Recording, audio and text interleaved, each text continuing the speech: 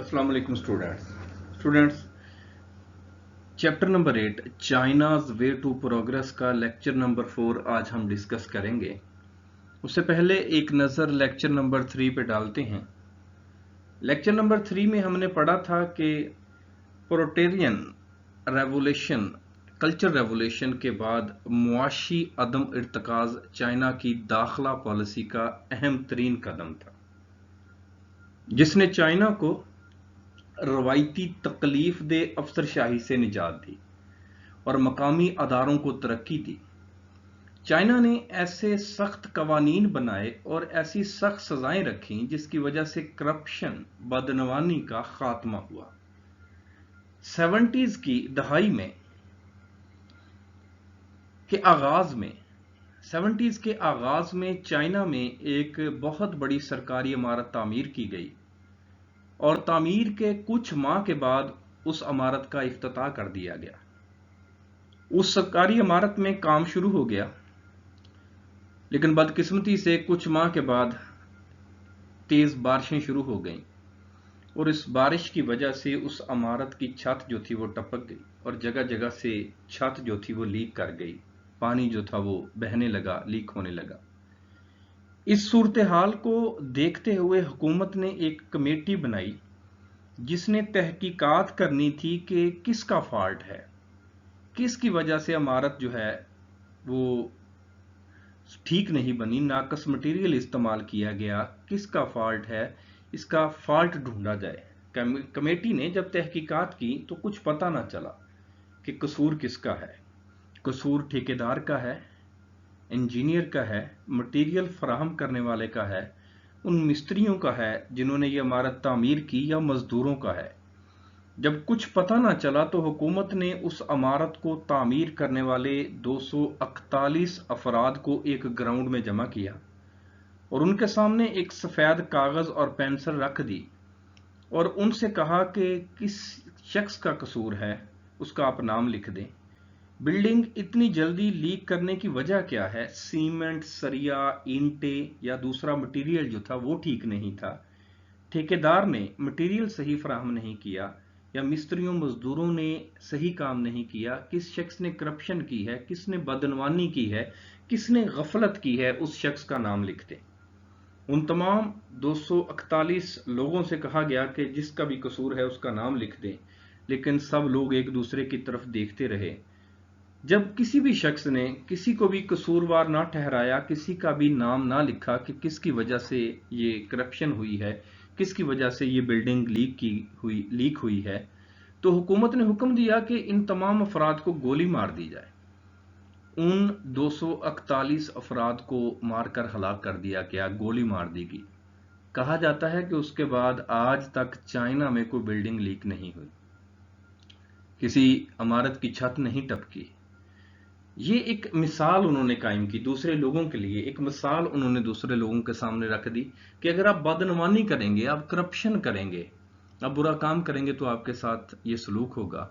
उन्होंने करप्शन को खत्म करने के लिए ऐसे मिसाली रूल्स बनाए कि वहां से उन्होंने करप्शन को खत्म कर दिया। चाइना ने अपने तमाम सूबों में यकसा सहूलियात फराहम की हैं। हर सूबा खुद कफील है और जंग की हालत में वो बगैर किसी मदद के खुद लड़ सकता है, खुद गुजारा कर सकता है।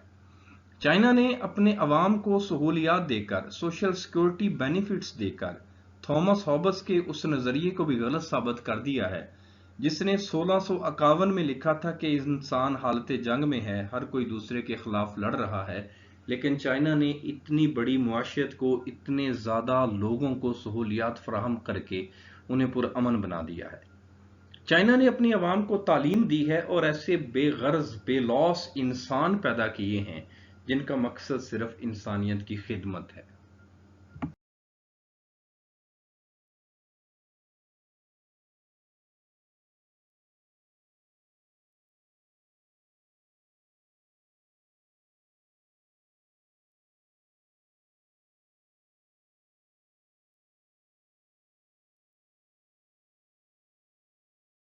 Here is what the Peking People's Daily has to say commenting on Mao's famous maxim. Packing کا جو مشہور اخبار ہے پیپلز ڈیلی، اس نے ماؤ کے کال پر، میکسم کہتے ہیں کال، مقولے پر تبصرہ کرتے ہوئے لکھا ہے، rely on your own forces, اپنی قوتوں پر انحصار کرو، اپنی طاقتوں پر انحصار کرو۔ نیشنل مشینز اینڈ اکوپمنٹس، قومی ساز و سامان اور مشینری جو ہے، اکوپمنٹ ساز و سامان، are not entirely indigenous، وہ مکمل طور پر دیسی ساختہ نہیں، indigenous دیسی ساختہ۔ since they possess a number of foreign features، کیونکہ اس میں بہت ساری جو غیر ملکی خصوصیات ہیں، غیر ملکی پرزہ جات کی مشینوں کی خصوصیات ہیں وہ شامل ہیں۔ فارن فیچرز، غیر ملکی خصوصیات۔ they may replace foreign machines، وہ غیر ملکی مشینوں کو تبدیل کر سکتے ہیں۔ they are superior to foreign equipment، کیونکہ ان کا ساز و سامان غیر ملکی ساز و سامان سے بڑھ کر ہے، بہتر ہے۔ they don't need money، انہیں رقم کی ضرورت نہیں، انہیں پیسوں کی ضرورت نہیں، انہیں سرمایہ کی ضرورت نہیں۔ are at any rate very little، یا بالکل بھی تھوڑے سی بھی چیزوں کی ضرورت نہیں، تھوڑی سی بھی ضرورت نہیں۔ and are capable of doing great things، اور وہ اس قابل ہیں کہ وہ بڑے کام سر انجام دے سکتے ہیں۔ وہ بتاتا ہے کہ ماؤ کا جو مشہور کال تھا اس کے بارے میں پیکنگز ڈیلی جو اخبار تھا، پیپلز ڈیلی، اس نے تبصرہ کرتے ہوئے لکھا تھا کہ اپنی قوتوں پر انحصار کرو، یعنی کہ اپنی جو چیزیں ہیں، اپنی جو برآمدات ہیں، آپ کی جو پیدا کی ہوئی چیزیں ہیں ان پر انحصار کرو، اپنے ملک کی بنی ہوئی چیزوں کو ترجیح دو۔ تو کہتا ہے کہ وہاں پر قومی مشینری اور ان کے پرزہ جات جو ہیں وہ مکمل طور پر دیسی ساختہ نہیں ہیں، ایسا نہیں ہے کہ وہ بالکل لوکل قسم کے ہیں، ان میں غیر ملکی خصوصیات شامل ہیں، یعنی کہ غیر ملکی مشینوں کے مقابلے میں ان کی مشینیں جو ہیں وہ بہت اچھی ہیں۔ وہ جب چاہیں اگر کہیں کو غیر ملکی مشینیں لگی بھی ہوئی ہیں تو وہ اپنی مشینوں سے ان کو تبدیل کر سکتے ہیں، کیونکہ ان کی مشینیں جو ہیں وہ ایک تو سستی ہیں، جو چائنا کے لوگ بناتے ہیں، جو ساز و سامان کے لیے بناتے ہیں، ایک تو سستی ہیں، اور دوسرا ان پر کوئی بہت زیادہ خرچہ نہیں ہوتا، ان پر کوئی بہت زیادہ سرمایہ کاری نہیں ہوتی۔ اور وہ کہتا ہے کہ وہ اس قابل ہیں کہ جب چاہیں ان غیر ملکی مشینوں کو تبدیل کر دیں اور اس سے بہت بڑے نتائج حاصل کریں، مراد ہے کہ بہت زیادہ پیداوار حاصل کر سکتے ہیں۔ انہوں نے خود اس قسم کی مشینیں جو ہیں وہ ڈیولپ کر لی ہیں۔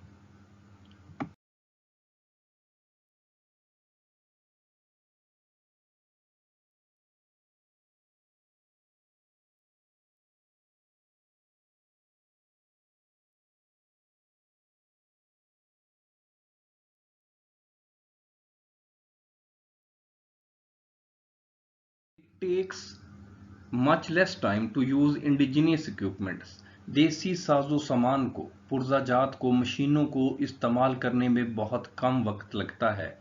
which when not available، جو کبھی میسر نہ ہوں، can be promptly prepared، ان کو فوری طور پر تیار کیا جا سکتا ہے۔ انڈیجینئس اکوپمنٹ جو دیسی ساختہ مشینیں ہیں، جو خود تیار کی گئی مشینیں ہیں، can provide bigger faster better and cheaper results، وہ بڑے، تیز، بہتر اور سستے نتائج دے سکتی ہے۔ finally it can stimulate the revolutionary spirit of the masses، یہ عوام کا جو انقلابی جذبہ ہے اس کو بیدار کر سکتی ہے، اس کو تیز کر سکتی ہے۔ and with this revolutionary spirit، اور اس انقلابی جذبے کے ساتھ، all the difficulties can be overcome، ان تمام مشکلات پر قابو پایا جا سکتا ہے۔ وہ بتاتا ہے کہ اگر کسی قسم کی کوئی مشینیں دستیاب نہ ہوں، ملک کے اندر کسی چیز کی ضرورت پڑ جائے تو اس کی مشینیں دستیاب نہ ہوں، تو انہوں نے اس قسم کے اکوپمنٹ بنایا ہوا ہے، اس طرح کا ساز و سامان بنایا ہوا ہے کہ وہ جب چاہیں جس طرح کی چاہیں مشینیں تیار کر سکتے ہیں۔ ان کے پاس اس طرح کا ساز و سامان ہے، اس طرح کی انہوں نے ڈیزائننگ کی ہوئی ہے۔ پھر وہ کہتا ہے کہ جو ان کا اپنا بنایا ہوا دیسی ساختہ سامان ہے، ان کی اپنی بنائی ہوئی جو مشینیں ہیں، وہ غیر ملکی مشینوں کے مقابلے میں وہ زیادہ اچھے، تیز اور سستے نتائج دے سکتی ہیں، کیونکہ غیر ملکی مشینیں جو ہیں ان کے اوپر کاسٹ جو ہے، چیزیں بنانے کی کاسٹ جو ہے، لاگت زیادہ آتی ہے، لیکن چائنا کے اندر جو مشینیں بنائی جاتی ہیں ان کے رزلٹس جو ہیں وہ بہتر ہوتے ہیں غیر ملکی مشینوں سے۔ اور وہ کہتا ہے کہ ایک عوام کے اندر انقلابی جذبہ بھی پیدا ہوتا ہے کہ یہ ہمارے ملک کی بنی ہوئی مشینیں ہیں، ہم ان کو استعمال کریں، بجائے اس کے کہ غیر ملکی مشینوں کو وہ لوگ خریدیں۔ وہ اپنے ملک کی بنی बनी हुई मशीनरी को तरजीह देते हैं, जिससे कहता है कि एक इनकलाबी जज्बा पैदा होता है और उस इनकलाबी जज्बे से ही तमाम मुश्किलात जो हैं उनको काबू किया जा सकता है।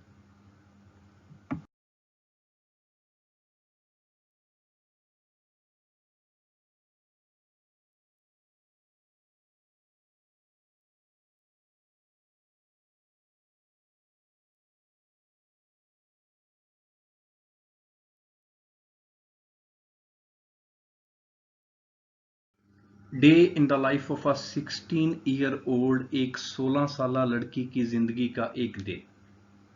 How do the students live, तालिब इल्म कैसे जिंदगी गुजारते हैं। And what do they think individually, और वो इनफरादी तौर पर क्या सोचते हैं।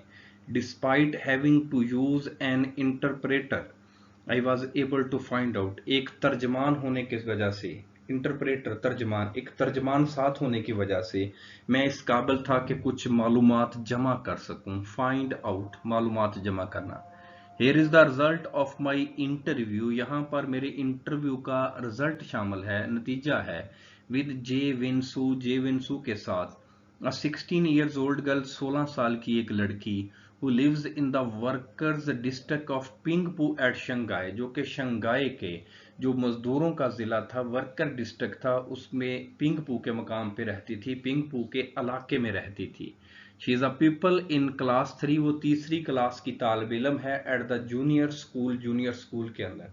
वो बताता है, मुसन्निफ बताता है कि जब वो चाइना में था तो वो चाइना के हालातों, वाकयात और मुख्तलिफ लोगों की ज़िंदगी के बारे में जान रहा था। तो उसी दौरान में उसने जो नौजवान लोग थे उनके भी इंटरव्यू किए, और उनमें से एक 16 साल की लड़की का जो इंटरव्यू उसने किया था उसका अहवाल उसने लिखा है कि एक जो 16 साल की लड़की है उसका एक दिन कैसा होता है।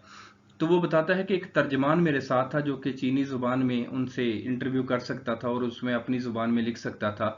तो उसकी वजह से मैं इस काबिल था कि मैं अब जो है वो मालूमात जमा कर सकूं। और उसने जे वैन सू, एक 16 साल की लड़की है जो कि शंघाई में रहती है, शंघाई के इलाके पिंगपू में रहती है, और वो तीसरी क्लास की तालिब इल्म है, जूनियर स्कूल के साथ उसका इंटरव्यू है। अब आप सोच रहे होंगे 16 साल की लड़की और वो तीसरी क्लास में ही पढ़ती है। एक्चुअली जो हायर लेवल्स हैं ना जी, बड़े ममालिक हैं, वहाँ पर स्टैंडर्ड्स होते हैं। हमारे यहाँ जैसे क्लासेस हैं, क्लास 1, क्लास 2, क्लास 3, वहाँ पर स्टैंडर्ड्स होते हैं। जो फर्स्ट स्टैंडर्ड है उसमें 1 to 4 है, 1 से लेकर 4 क्लास तक, 4 क्लास तक होता है। जो सेकंड स्टैंडर्ड है उसमें 5 से लेकर 8वीं तक होता है। और जो थर्ड स्टैंडर्ड है जिसमें ये जे विन सू पढ़ती है, ये बच्ची पढ़ती है, वो 10 से लेकर 12 तक इंटरमीडिएट का होता है, जिसमें आप लोग भी हैं। तो वो थर्ड स्टैंडर्ड की तालिब इल्म थी, जूनियर स्कूल के अंदर वो थर्ड स्टैंडर्ड में पढ़ती थी।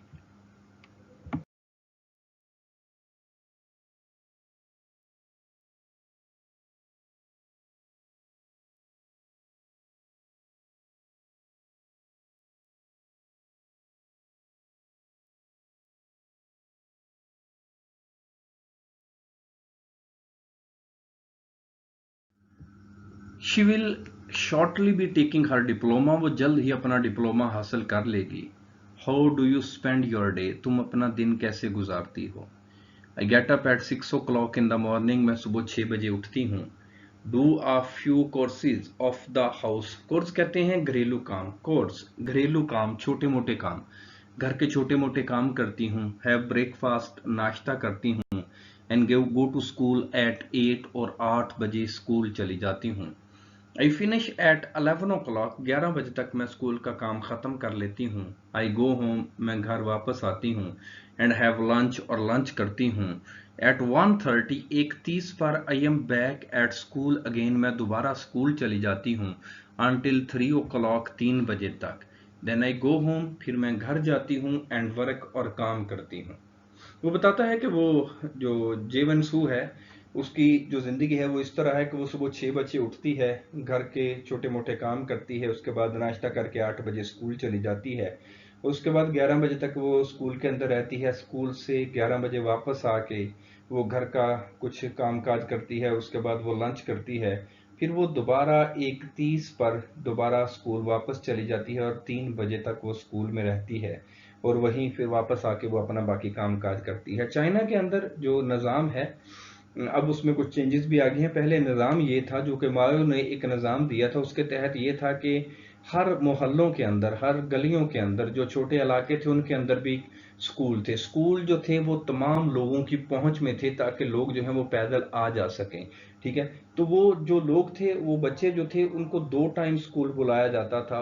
2 ٹائم بلانے کا مقصد یہ تھا کہ بچے جو ہیں وہ بالکل کھیل کود کے اندر بالکل ریلیکس ہو کے پڑھیں، اور ان کا کام جو تھا، جیسے ہوم ورک ہم لوگ گھر میں آ کے تیار کرتے ہیں، تو وہ ہوم ورک ان کو دوسرے ٹائم میں، جب وہ سیکنڈ ٹائم بلایا جاتا تھا تو ان کو وہ ہوم ورک تیار کروایا جاتا تھا، جو کہ ان کو نیکسٹ ڈے یاد کرنا ہوتا تھا، نیکسٹ ڈے ان کو سنانا ہوتا تھا، نیکسٹ ڈے پریپیئر کرنا ہوتا تھا۔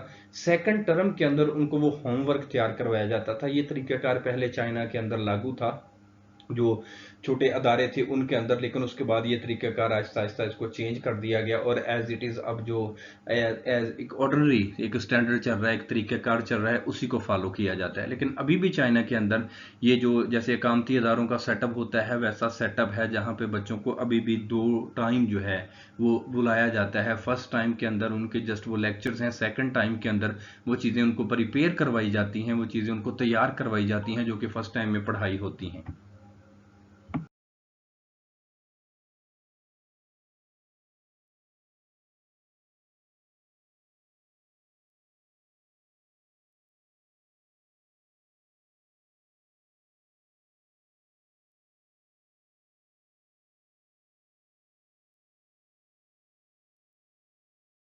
How much time do you spend on homework at home? گھر کے اندر ہوم ورک کرنے میں آپ کتنا وقت صرف کرتی ہیں؟ Well actually I do my homework at school. حقیقت میں اپنا ہوم ورک جو ہے وہ اسکول کے اندر ہی کرتی ہوں، یعنی اس سے میں نے آپ کو بتایا کہ سیکنڈ ٹائم جو تھا، جو کہ 1:30 سے 3 بجے کا دورانیہ تھا، 1.5 گھنٹے کا، اس کے اندر یہ ہوم ورک تیار کروایا جاتا تھا۔ وہ چیزیں جو لیکچرز فرسٹ ٹائم ہوتے تھے ان کو تیار کروایا جاتا تھا، اس لیے وہ بتاتی ہے کہ میں اپنا ہوم ورک تو اسکول کے اندر ہی کر لیتی ہوں۔ ایٹ ہوم، گھر کے اندر، آئی گو تھرو دا لیسنز، میں سبق دہراتی ہوں۔ گو تھرو، سبق دہرانا، یاد کرنا۔ فار اباؤٹ این آور، 1 گھنٹے تک۔ From 4 o'clock on I relax, 4 بجے تک میں آرام کرتی ہوں۔ ریڈنگ دا پیپرز، اخبارات پڑھتی ہوں۔ And listening to the radio, اور ریڈیو سنتی ہوں۔ پہلے یہ جیسے میں نے آپ کو بتایا 34-35 سال پرانا لیسن ہے، اس وقت یہ موبائل نامی بلا نہیں آئی تھی، تو اس وقت جو انٹرٹینمنٹ تھی وہ ساری ریڈیو ہی تھی، ٹھیک ہے۔ ریڈیو، اخبارات اور بکس، یہی لوگوں کے مشاغل ہوتے تھے، یہی کھیل کود کے سلسلے ہوتے تھے، انہی سے لوگ جو تھے وہ اسٹوڈنٹ جو تھے وہ ان لطف اندوز ہوتے تھے، انہی سے، انہی کے گرد یہ ان کا سارا سرکٹ ہوتا تھا، دار و مدار ہوتا تھا۔ تو اس لیے وہ بچی بتاتی ہے کہ وہ گھر میں جب واپس آتی ہے تو وہ اخبارات پڑھتی ہے، اور اس کے بعد وہ ریڈیو کو سنتی ہے۔ What news are you most interested in? آپ کس طرح کی خبروں میں دلچسپی لیتی ہیں؟ آل پولیٹیکل نیوز، تمام سیاسی خبریں، which illustrate the national and international situation, جو کہ ملکی اور بین الاقوامی صورتحال کو بیان کریں۔ السٹریٹ، وضاحت کرنا، بیان کرنا۔ What do you do when you meet your girl friends? جب آپ اپنی سہیلیوں سے ملتی ہیں، اپنی فرینڈ سے ملتی ہیں تو کیا کرتی ہیں؟ I often go out with girls and boys of my age, میں اکثر اپنی عمر کے لڑکے اور لڑکیوں کے ساتھ باہر جاتی ہوں۔ وی ڈو سم اسپورٹس، ہم کچھ کھیل کھیلتے ہیں۔ And often play ping pong, اور اکثر پنگ پونگ کھیلتے ہیں۔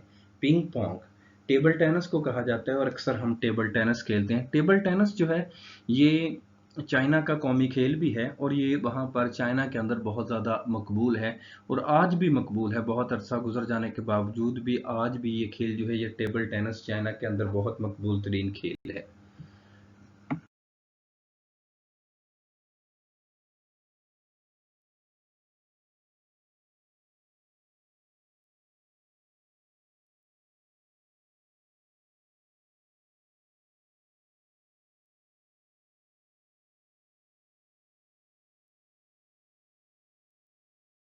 اسٹوڈنٹس ایڈیمز کا آغاز کرتے ہیں۔ نمبر ہے 31، برننگ کویسچن، اہم ترین مسئلہ۔ اہم ترین مسئلہ جس کا فوری حل درکار ہو۔ Unemployment is a burning question of the day, بے روزگاری آج کا اہم ترین مسئلہ ہے۔ 32 ہے، ٹو بری دا ہیچٹ، دشمنی یا جھگڑا ختم کرنا۔ لیٹس بری دا ہیچٹس، آؤ دشمنی یا جھگڑا ختم کریں۔ एंड बी फ्रेंड्स अगेन, और दोबारा दोस्त बन जाएं। 33 है to build Castle's in the air, हवाई किले तामीर करना, ख्वाब देखना, ऊंचे ख्वाब देखना। दोज हु डू नथिंग, वो जो कुछ नहीं करते, and build Castle's in the air, और हवाई किले तामीर करते हैं, ऊंचे ख्वाब देखते हैं, can not succeed in life, वो जिंदगी में कामयाब नहीं हो सकते। 34 है bye and bye, Aahista Aahista. I hope he will understand my point of view bye and bye, मुझे उम्मीद है कि वो मेरा नुक्ता नज़र आहिस्ता आहिस्ता समझ जाएगा। 35 है बाई फिट्स एंड स्टार्ट्स, बेकायदगी से, कभी कभार, वक्फे के साथ। ही कैनॉट पास, वो पास नहीं हो सका, because he works by fits and starts, क्योंकि वो बेकायदगी से काम करता था।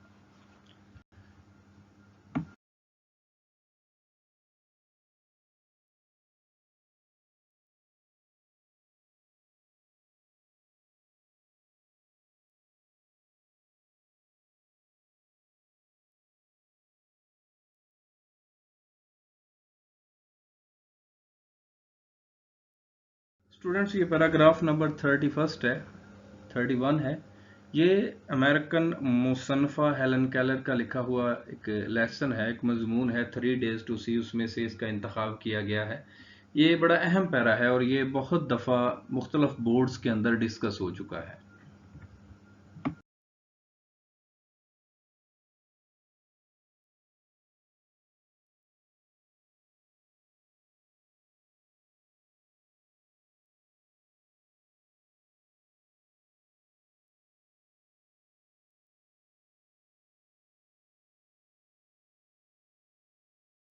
ओके स्टूडेंट्स, टेक केयर, अल्लाह हाफिज़।